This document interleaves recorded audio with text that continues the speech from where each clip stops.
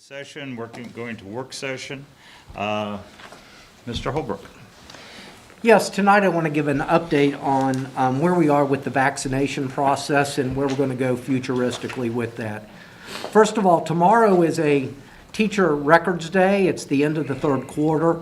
It is also a day in which over 800 Hamilton City School District employees will receive their second dose of the Moderna vaccination. And we have that scheduled for tomorrow between 8 and 11:30. What's exciting about that is that that's going to continue to allow us to perform in-person learning for all of our students, which we know is imperative. And the second piece to that is, due to the recommendations of the Health Commissioner and others, we are taking Monday, March 15th, as a recovery day. Some of the reactions to the second dose have been more significant and more severe than the first, and we just want to make certain that our staff has recovered so that Tuesday, March 16th, when we return to school, we do that in a healthy manner. The other thing to mention on this is that we have worked closely with the Health Commissioner as well as with the Butler County Educational Service Center, and we are opening Hamilton High School tomorrow afternoon for our non-pubs to also receive the vaccination. And, you know, once again, this is such a collaborative effort between the city, between the school district, the ESC, and now also working with the non-pubs, and we're just glad to be a part of that. And even after the shot, and this can't be stressed enough, we are still going to continue with the current safety precautions that have been outlined for the year. We're going to continue to wear masks. We're going to continue to social distance when we can. Some of the exciting things that we see on the horizon, we do believe, given the latest guidance, that we're going to be able to have a senior prom for our kids this year. And that's exciting for us. We know that experience of being a senior, and that was lost last year on some of those students, and we're doing the best that we can within the parameters we have, and that's an exciting piece. The other piece is that we also believe that we're going to be able to hold a graduation ceremony, though it will not be at Millett Hall. We're looking at doing that out at our football stadium, so it will be outdoors. We're going to pray for a beautiful evening and no poor weather, but if we do, we'll have an alternative date set up for that as well. That will be that right now is scheduled for late May. So those are some exciting things as we continue to fight this entire COVID situation. There is some light at the end of the tunnel, and it's nice to get up here for the first time in a long time and give some good news about what we're dealing with this. And so, the exciting piece is that our staff's going to be vaccinated, and we're going to be back in school next Tuesday. Prom, graduation will be there. There will be some limitations to that as far as masks and distancing and things like that, but it's not going to be a no-go like it was last year. Great.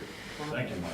Thank you. Another piece that's been in the papers and all over is that the district is receiving funding, and that funding is to be used primarily to try to close the gap with students with regards to what did they lose during the time with COVID.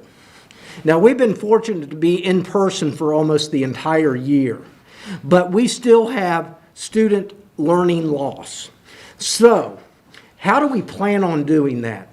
Tonight, we're going to present to you 3 different options the district is considering in using those funds, and I have our Chief Executive Officers for Elementary and Secondary Education here this evening that's going to present 3 different options that we're considering using this money for. And tonight, Andrea Blevins and Rick Pate will be presenting, and so, the attention can go to them. Andrea and Rick, the floor is yours.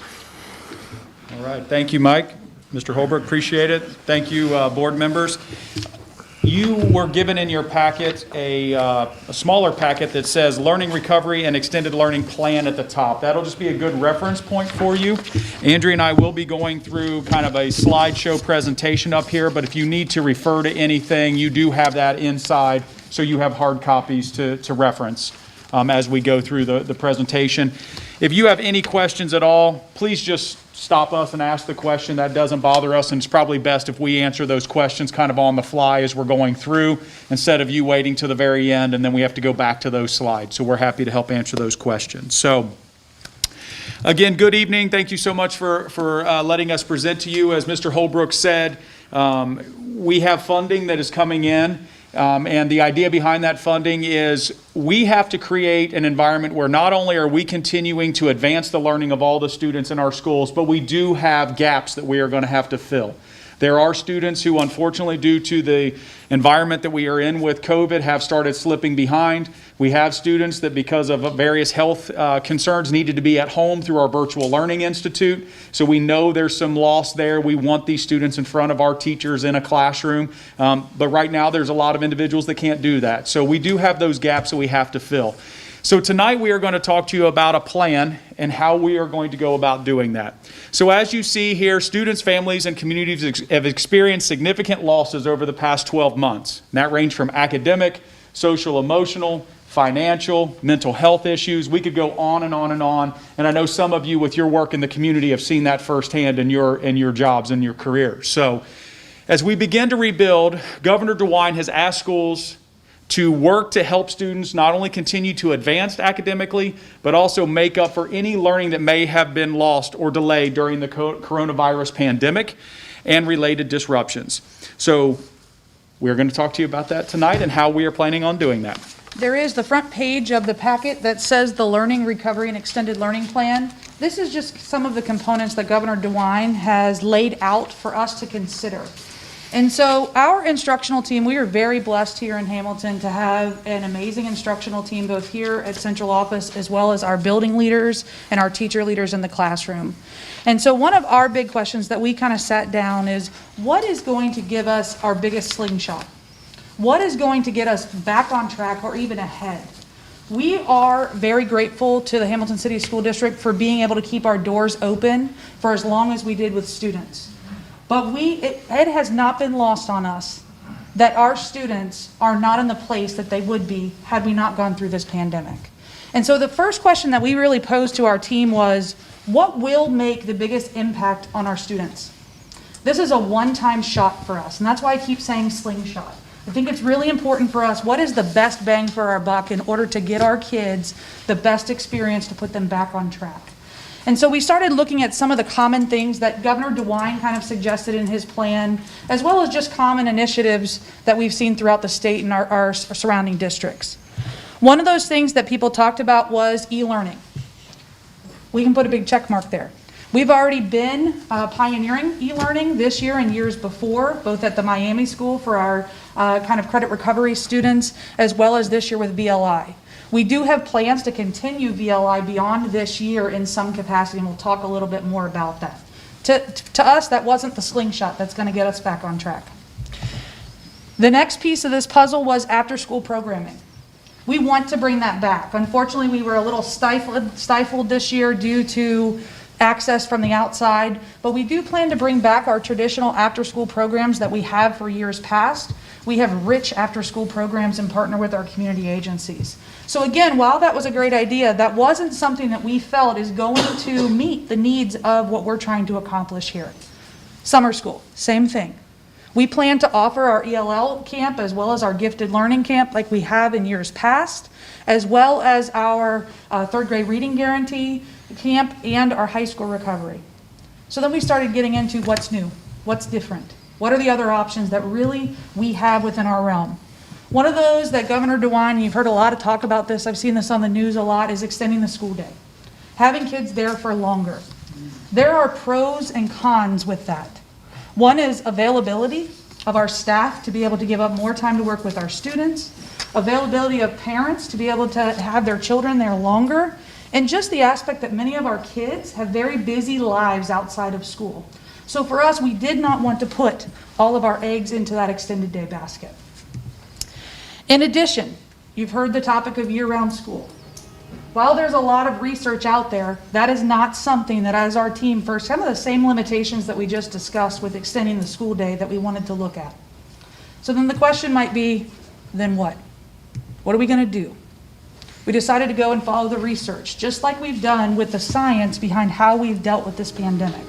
So Rick's going to talk a little bit about what the research says.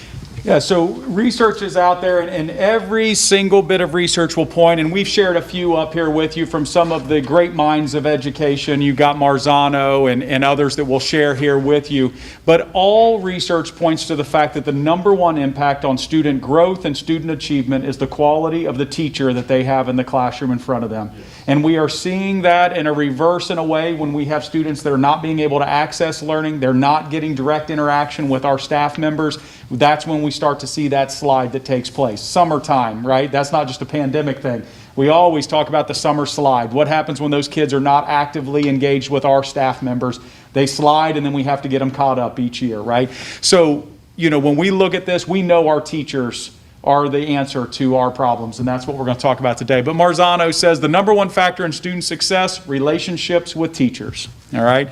We continue on, and we go to people like Hattie. Hattie's research, Hattie talks about what he lays out and his team lays out. What are the things that have the greatest impact on student achievement and student growth? And again, they find in theirs that one of the biggest effect sizes is the teacher efficacy, right? Are they buying into what you're doing in the building? Are they selling that to the students, selling that to the families? That buy-in of teachers and getting our students with our teachers has the biggest impact, right? The power of an effective teacher and why we should assess. This was out of ACSD, one of our big leading magazines and professional development groups that we have.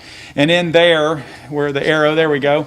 The result of this study well documented that the most important factor affecting student learning is the teacher, right? So as we look at all of these different pieces of research, everything keeps saying extended day programs could be great. Year-round schooling could be great. But all research says one thing that does make the big difference is the teacher in the classroom, and how do we create an environment where we're supporting teachers, and as you'll see, maybe even put more teachers in front of our kids to help close that gap. Mr. Holbrook, were you going to say something?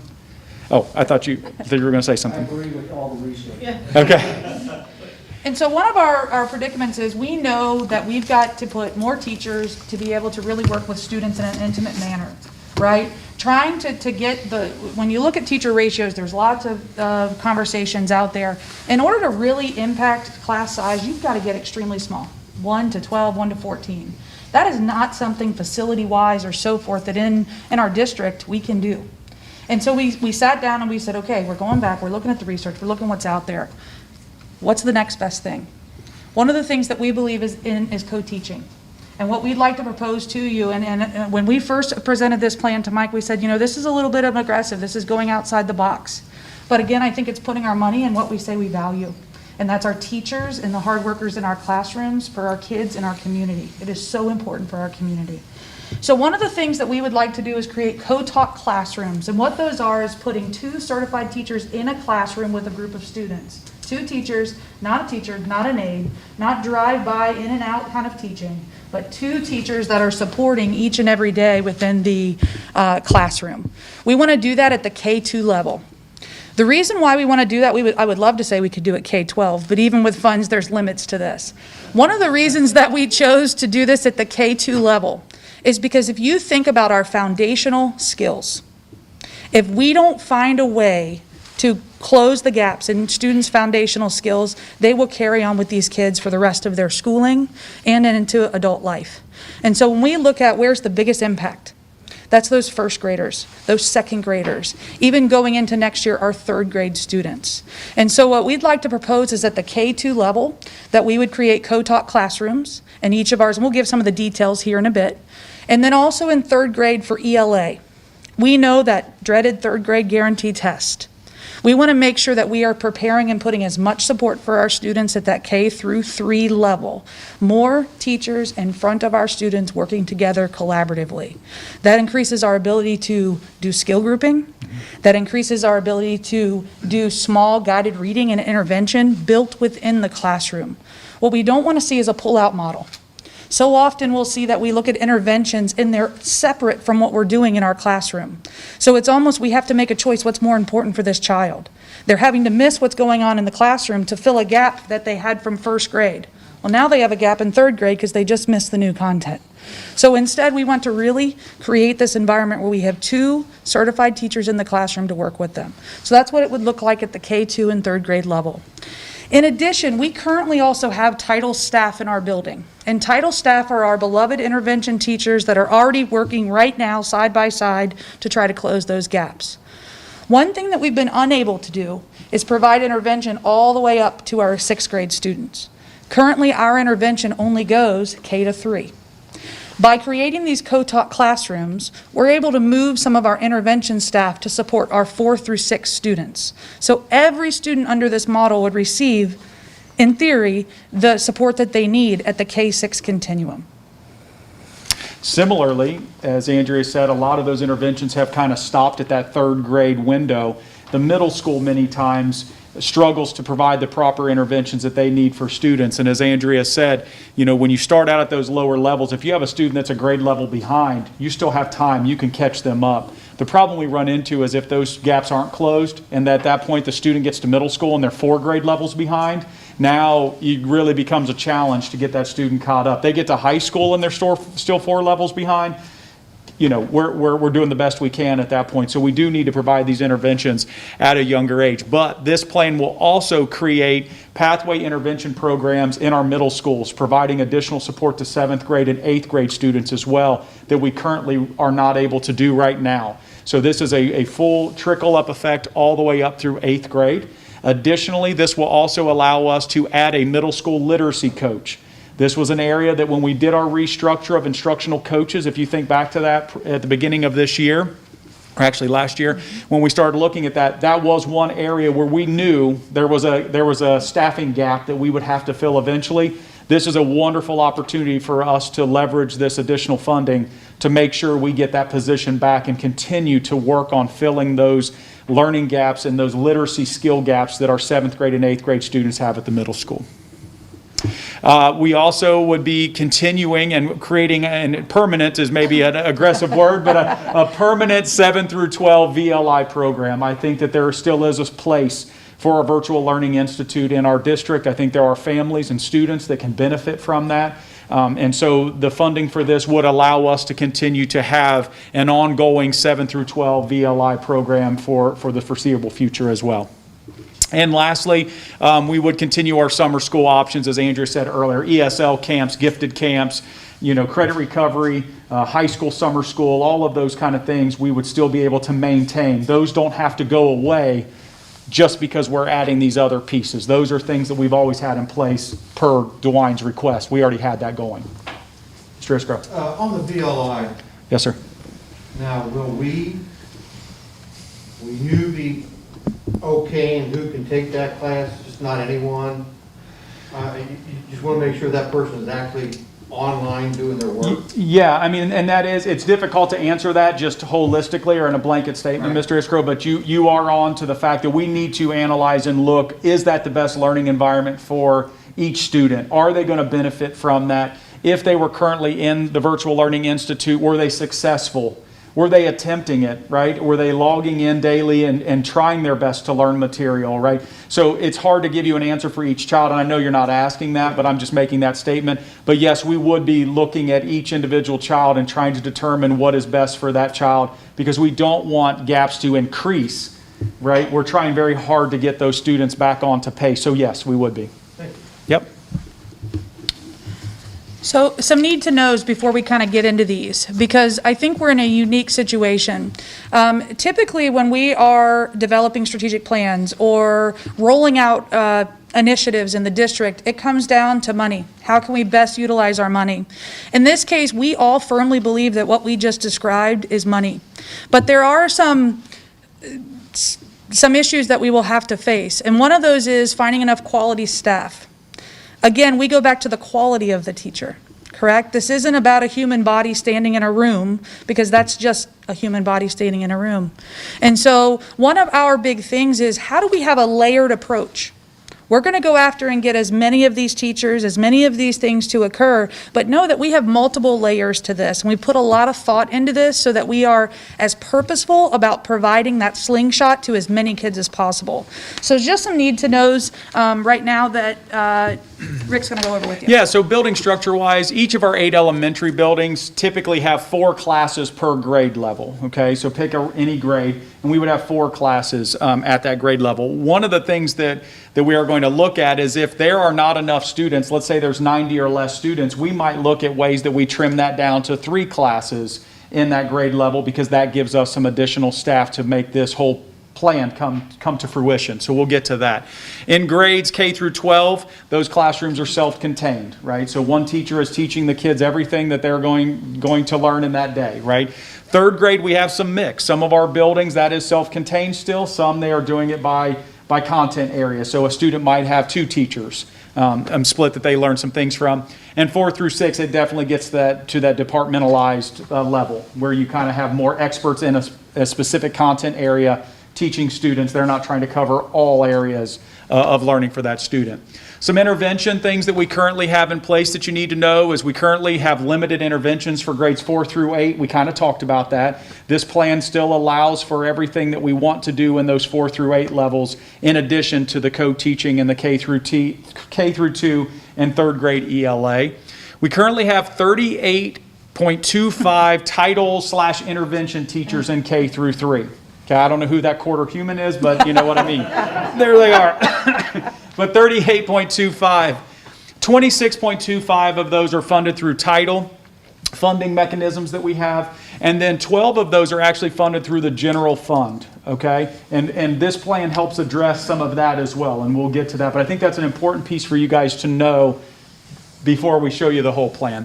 And then how are we paying for this? I think this is important for the community to understand. These are not general fund dollars that Bob's all of a sudden decided to let us have or something like that. This is that ESSER funding. That's almost a stimulus money that is coming, and we are being awarded $13.14 million to try to address these gaps. And so I applaud the government and everyone for their part in recognizing the issues that we're facing and doing everything they can to get us the funding that we need to address those issues. Many times we're given mandates with no funding.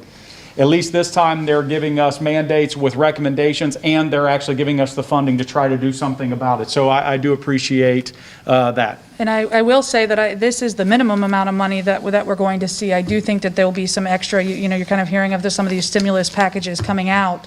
Again, I think we're able to develop a very comprehensive plan here with the money that we've already been allocated. And so we're very excited by these opportunities. What we've got for you you have in your packet kind of a plan A, B, C. For those of you that haven't spent a lot of time with Rick and me, we actually have a plan A all the way through Z.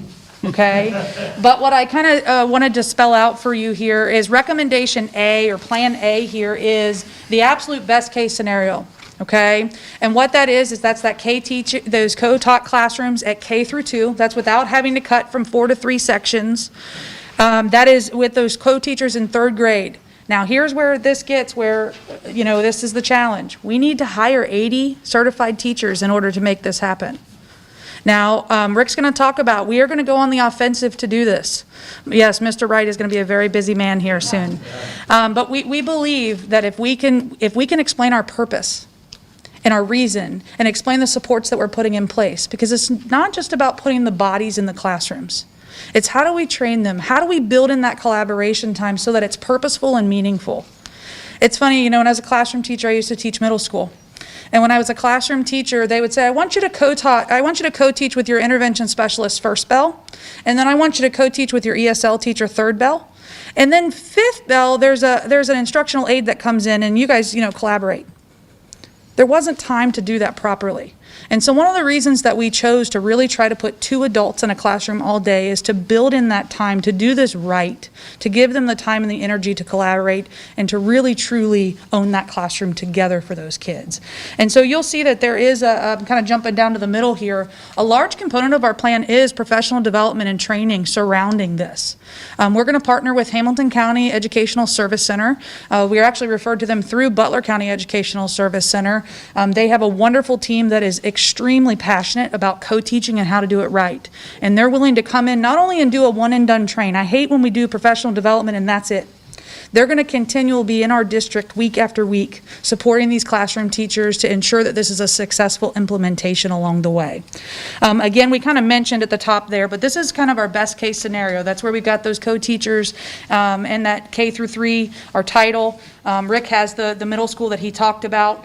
The really nice part, the second to last bullet that's on here, is fund 12 intervention teachers. If you remember, Rick mentioned 12 of our intervention teachers are already funded out of our general fund budget.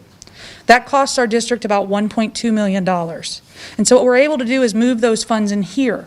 Because one of the things when we presented this plan, this is a 2-year plan for us. 2 years to be able to do this, throw everything we've got at it. After that, we are able to try to sustain this in some way, shape, or form if we see that the success is there that we believe is going to happen, that the research shows us is possible. And so one of the reasons that we're trying to do everything we can is to try to make this as sustainable and as impactful to slingshot our kids to where they're needed. If we do this right, we won't need this at 3rd, 4th, 5th. If we start closing these gaps, we can wean back over the years the amount of money that we are spending on intervention each and every year. Yeah, our current model is almost backwards, right? We spend so much effort, energy, money at the back end when kids get to the high school level, kind of my division of trying to remediate and provide interventions and get credit recoveries in place and do all those things. If we actually flip that model and invest that on the front end and build those foundational skills, ideally, you have much less that you then have to do on the back end in regards to interventions and catch up because we did it right in the beginning, right? So I think that that's a big part of this plan, as we move forward. So that was recommendation A. Recommendation B, and again, you have this in your packet. I'm just going to address the highlighted areas because it's what shifts a little bit. And in this one, instead of the 80 teachers that Andrea just mentioned, we're now talking about 58 teachers. Now, this isn't because we want to only add 58 teachers, right? Andrea said very clearly that option A or recommendation A is our goal, but we also know it might be a challenge to get 80 high-quality teachers to hire for next school year. Well, that doesn't mean because we can't find 80 that we just throw this whole concept out and just say we can't do it. Well, what we'll do is we now base this on if, let's say, we found 58 high-quality teachers that we wanted to put in the classrooms for the co-teaching model. This is kind of how it adjusts, right? So if we still would have the co-teaching in the K-2 classrooms, we would cut the number of classes at primary from 4 to 3, where we only maybe had less than 90 kids at a grade level, to now give us that additional staff that we would need to keep trying to keep this plan going forward. All those things in the middle stay the same that we just talked about. We can still relieve the general fund of those 12 intervention teachers that we talked about. And now, instead of just helping to fund that VLI leadership, we now also can take on some additional staffing at the VLI could come out of this money because we were not able to hire the full 80 teachers that we wanted. Each of these plans still utilize that entire $13.1 million they're giving us. It just is how we're going to go about doing it. Okay? And then the third plan just continues to scale that back more. Again, we don't want to sacrifice quality for quantity. It's all about quality control of what can we realistically do. So if we have to start making cuts to where co-teaching cannot occur at all these grade levels, right? I want my cake and I want to eat it too, but if that can't happen, we had a lot of discussion about where. The research says, we just talked about that intervention should be as early as possible. But when we talk about the purpose of this money, it is to slingshot the students who have been adversely affected because of COVID. Our next year's kindergartners have not been academically affected, and I say academically only because they've lived through it just with the rest of us. So if we have to start making sacrifices, kindergarten would not be co-taught in kind of our step-down model. We would still do that at 1st and 2nd and 3rd grade ELA. You can still see. So again, and that's where I told you, we could go all the way A to Z in this plan because we'll continue to pull back. It might be that one size doesn't fit all, to where some buildings might need more classrooms of co-taught than others, just depending. But I will tell you that Rick, myself, and the rest of our instructional team, we are going to spend the next 3 months on the offensive, trying to make this happen for our community, for our teachers, for our kids. And so these are kind of our proposals. Again, it goes on kind of, on down the line, but those are the big three that you can kind of see there.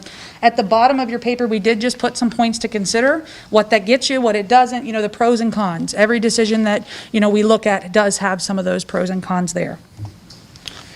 Yeah, here's just kind of a visual timeline to share with the board on what we plan on doing from this point forward. And I do love the term that Andrew has used a couple times, which is going on the offensive, and I'll talk about that here in just a second. So we're obviously here at the board meeting tonight presenting this to you. From here, we will present this plan to our building principals, then eventually our staff members, so that they know what's coming. We want our teachers and our staff to understand what we're doing and why we're doing it. That's very, very important to us. Here's the big piece from my perspective is we are going to begin conducting college visits, presentations, and interviews with local universities. This is where the offensive comes in. We could very easily ask Mr. Wright to post positions. We put that in our system and we see what happens. How many candidates are we going to have come and apply for these positions? That's not either of our two personalities. That's not how we like to do things. We don't want to just sit back and wait to see what happens.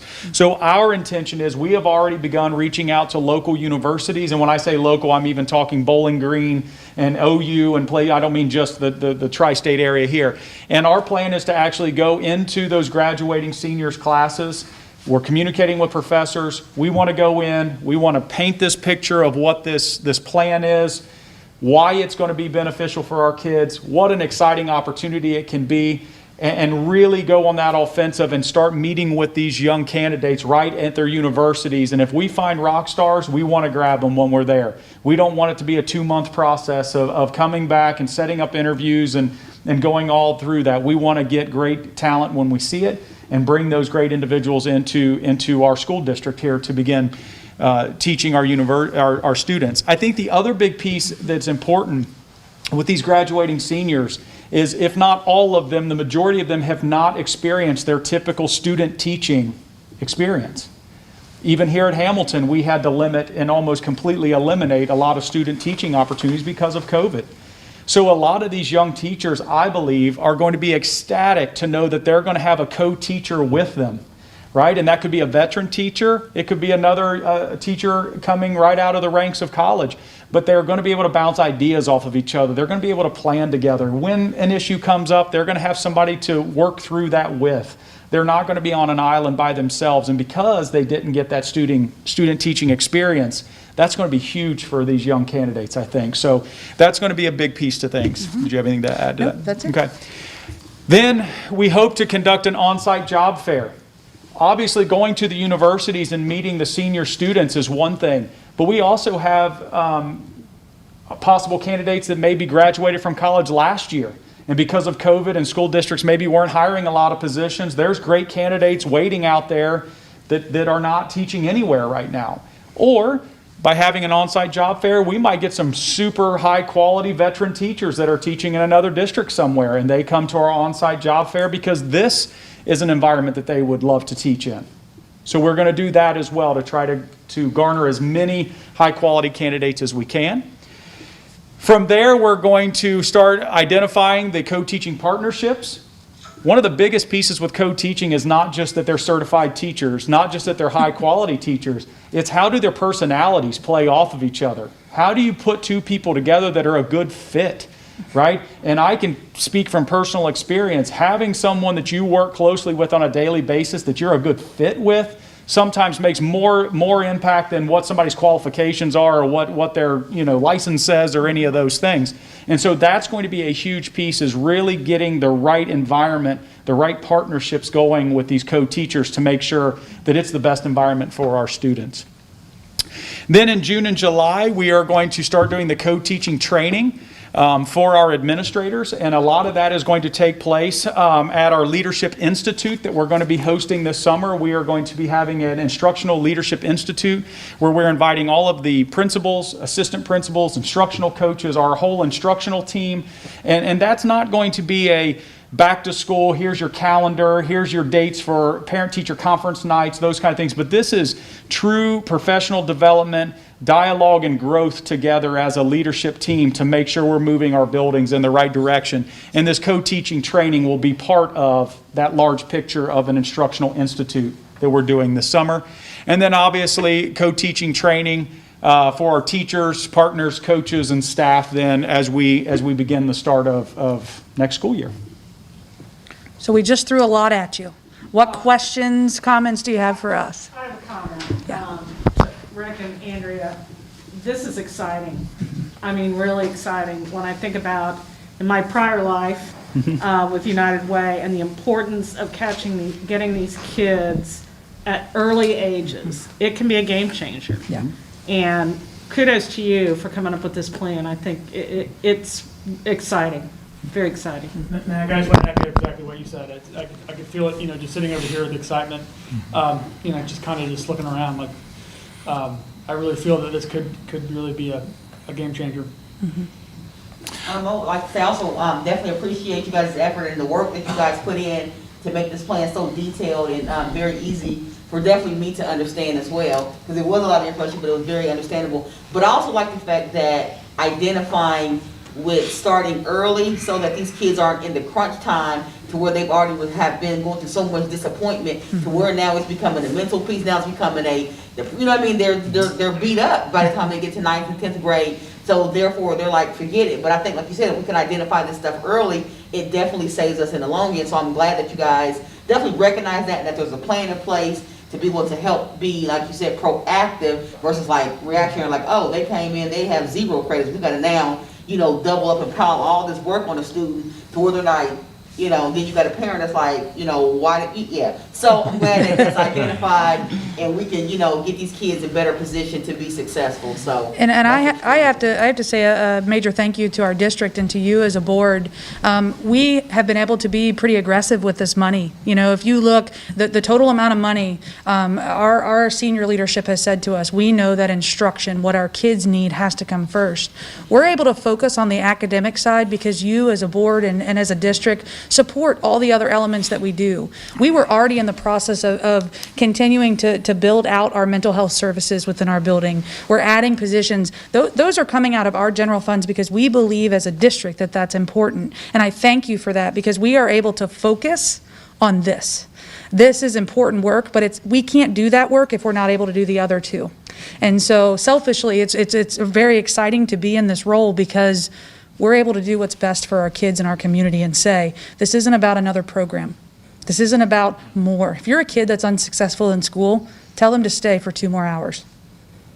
I don't think that builds a love of learning, but the relationship and the connection with a teacher does. So I just thank you. I was just thinking those extended days are long days for those little kids. They are. And the idea that you guys have thought outside the box, you're investing in human capital, not some of the other programs and accoutrements that you see that they invest in, that they go to. It's that investment in human capital, that's where the difference is going to be made in this district. Yeah. And doing all that, that's very important. But, our concern has always been the kids coming in and not having enough support for those young kids that are coming in, kindergarten, preschool, and this really focuses on them. And then I like how you just broaden the whole landscape across the district. You just didn't say, we're going to look on these and forget about all these other kids. Because I'm sure we're facing, and I don't even want to hazard a guess how far some of our kids are behind now. But this gives them the opportunities they need to succeed in our schools and in our community and in their lives. And that's important to us as a board. I appreciate Or that. me, I should say. This is really going to be a game changer, I think. I will say that no one knows their student better than the teacher does in that classroom. If they can identify these children as a team, work with them as a team, especially in that K-1, 2, like you discussed, all the information is, it just gets them better. It's getting them ready. So that's important. So I can't use these big words he uses. Anyway, I think it's great. Or a thought, maybe a question. about reciprocation with other states. Maybe if a teacher moved out of state and is, let's say, in Florida or Alabama or wherever, has COVID, has the state, loosened up the restrictions on reciprocation, or has it always been pretty easy to reciprocate a license? If you want to cast a net, maybe cast it to alumni or things of that nature. So I know a lot of hometown people have pride in the community and they want to come back. Yep.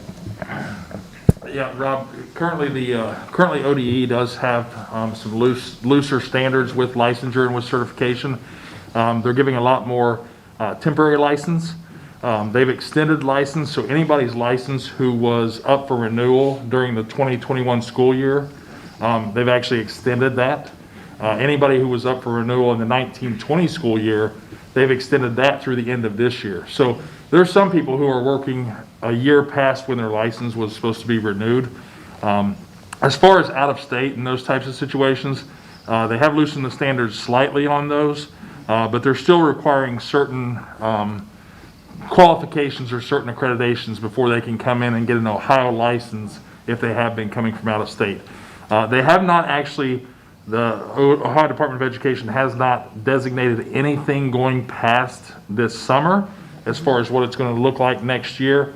But I do anticipate, again, depending on kind of how this whole COVID map lays out, there's probably going to be some additional sort of accommodations made into the future. Well, thank you very much. Thank you, guys. Best of luck on this. At this time, we're going to take a short pause and then return for our regular board meeting. Thank you. It's time to do what we need to do.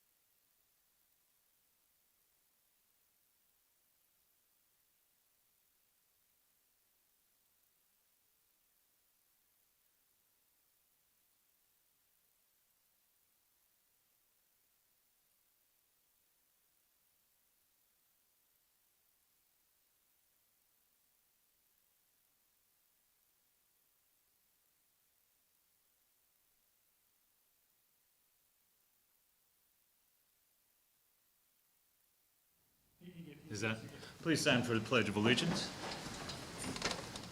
I pledge allegiance to the flag of the United States of America and to the republic for which it stands, one nation, under God, indivisible, with liberty and justice for all. Thank you. We need to approve the minutes of the last meeting. Could I have a motion?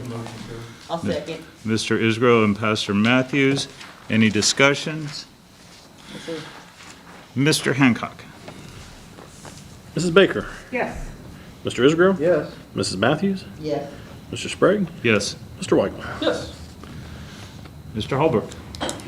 Yes, a couple things this evening. First of all, I want to thank Mrs. Blevins and Mr. Pate for their presentation tonight on our plans with how to close the gap with students. So obviously, that's a really passionate portion of education for all of us, is taking students from where they are and moving them forward to at the end of the day, it's all about goals, it's all about dreams, it's all about opportunities for students, and we want to provide every avenue possible for them to reach that. And I appreciate the work. I know that's a lot of work that's been put into that, and I appreciate both of you and your leadership with that.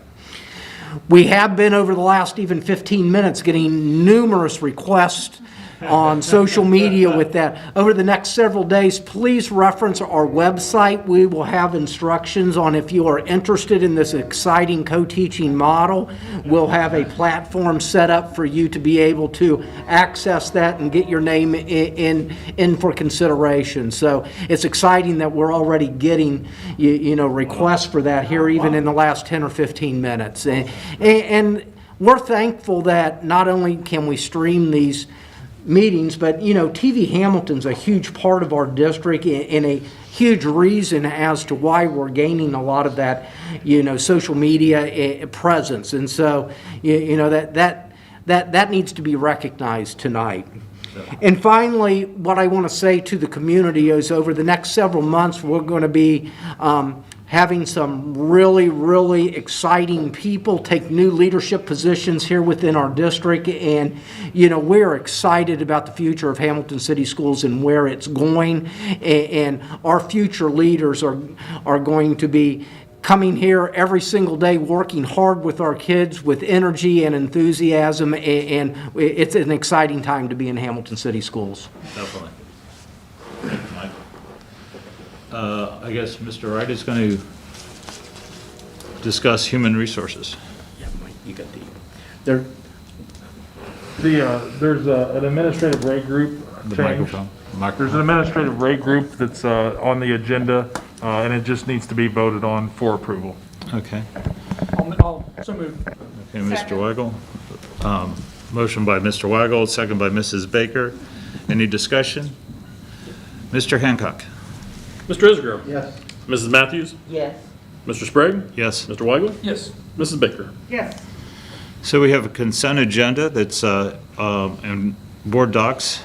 We've reviewed those items in the consent agenda. Can I have a motion to approve the consent I'll make agenda? that motion, sir. Mr. Isgro? Second. Second by Mrs. Baker. Any discussion? Mr. Hancock? Mrs. Matthews. Yes. Mr. Sprague. Yes. Mr. Weigel. Yes. Mrs. Baker. Yes. Mr. Isgro. Yes. Mr. Hancock again. All right. I don't know how many times I have to click on that thing. It's not going to do anything. In my section tonight, you have two items for your consideration. One is the amounts and rates, is a form that we have to approve every year around this time. And basically, it just memorializes the tax values and tax rates that the county auditor has done. And on that form, you'll see that they've estimated what the tax revenue will be. And so we just need to do that as a matter of action. That's one part of it. The other part would have been the financial reports for the month of February. So since my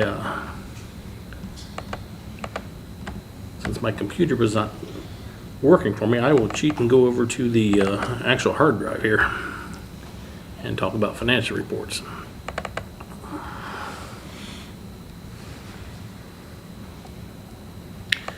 February gets us through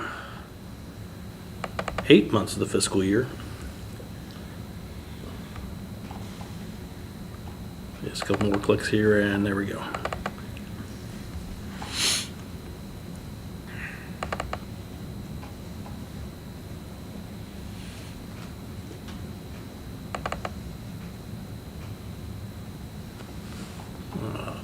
We'll try that, we'll see if, so what we have, we'd anticipated $67.9 million in revenue, only got $63.8 million in so far, so we're $4,079,000 less than anticipated. Not a problem.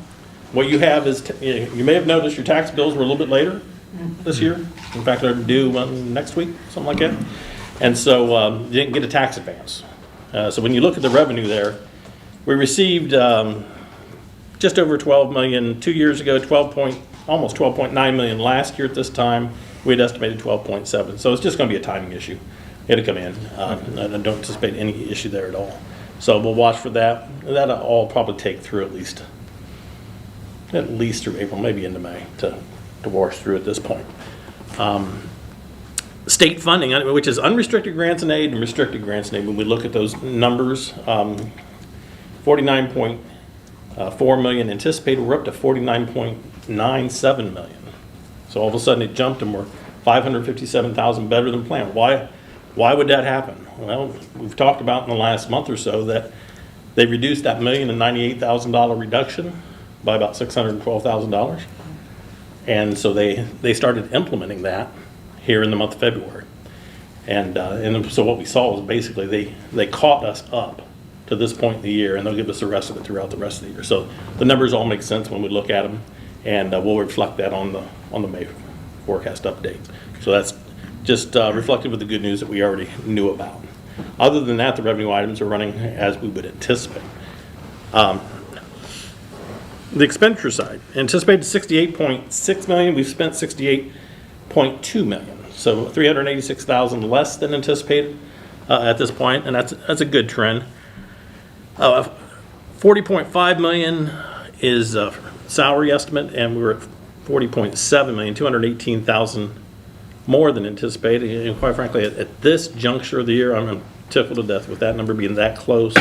With all we're doing with implementing salary changes at this time, for that to be there, that's a good indicator. So as we get through March, we will be done with everything. And the big stuff was in February. It was all the smaller stuff was in March. I don't anticipate it to do much. So salary fringe benefits were running 64,000 more than anticipated. Again, out of 13.6 million, not that big a number. We're glad to see we're that close. Then supplies, materials, and purchase services. Both of those line items continue to run well behind last year. And in fact, last year we were at 12.351 million, and we're at just over 12 million this year when we look at those numbers. So they do continue to run lower than planned. We'll continue to watch it to see those various areas. And I provided in an update to you some of the unique line items that we are seeing some savings in that I think will hold. Fuel was one of them. Now, the flip side of fuel is, guess what? We were out the last quarter last year. We're going to be in this quarter, the last quarter of this year. So that may catch up before the end of the year to some degree. So overall, again, we're running 386,400 lower than anticipated on expenses. And so, overall, we're running about 3.8 million behind where we anticipate to be. But again, the big factor there is tax advances. It will correct itself. So that is the February financials for your consideration. Bob, can I ask a quick question? Sure. You brought up the fuel thing, and I think the expectation is fuel is going to go up quite a bit over the next. Do we have the ability to pre-purchase fuel, or are we at the mercy of? I assume we go through quite a bit of. Yeah, we purchase fuel. in somewhat bulk, obviously. Yeah. It's at least a 5,000 gallon tank down there for the. But it's not like we for the can buses. contract like. No, you're paying market price at the time you fill up that tank. Okay. So it's at least I'm pretty sure it's a 5,000 gallon tank. And A few gallons. yeah, so it takes them a little while to use that, but again, they're doing well with that. Okay. It was about 7 years ago, the city built that compressed natural gas station. I don't know how much use it got, but Yeah, I think that, is the price still $1.99 a gallon? I don't know if it ever did change. yeah. I But, think it was $1.99 when I drove by the other day. Yeah, that's what it was when it opened. Yeah. A CNG bus, compressed natural gas, costs you $35,000 to $40,000 more Really? than a regular bus, which is already somewhere in the $90,000 range. So I saw So that. you're, the return on investment on that one's not the greatest. Gas buses, strangely enough, are kind of coming back into play. So we're going to be getting a few of those. The transportation director wanted to do that this year. Evidently, they've been getting much better than they were in the past. So, well, he wants to try those. We'll let him try those and see how they work out for us. Okay, cool. So I need a motion to accept the treasurer's report. Mr. Weigel moves, and second by Mrs. Baker. All in favor? Oh, I'm sorry, Mr. Hancock? Mr. Sprague? Yes? Mr. Weigel? yes. Mrs. Baker? Yes. Mr. Isgro? Yes. Mrs. Matthews? Seeing as there's no other business before the board, we're going to adjourn our meeting, but just a reminder that our next board meeting will be Thursday, March 25th. We'll have a work session at 5:30, so thank you. We're going back. Yeah, we need to- And I'm sorry, we are moving back into executive session. So you need a motion to that effect in a second. I'm making Sorry? a motion that we go back into exec. I need a second. Second by Pastor Matthews. We're going to executive session. All Thank in you. favor? There you go. Thank you. We'll get it.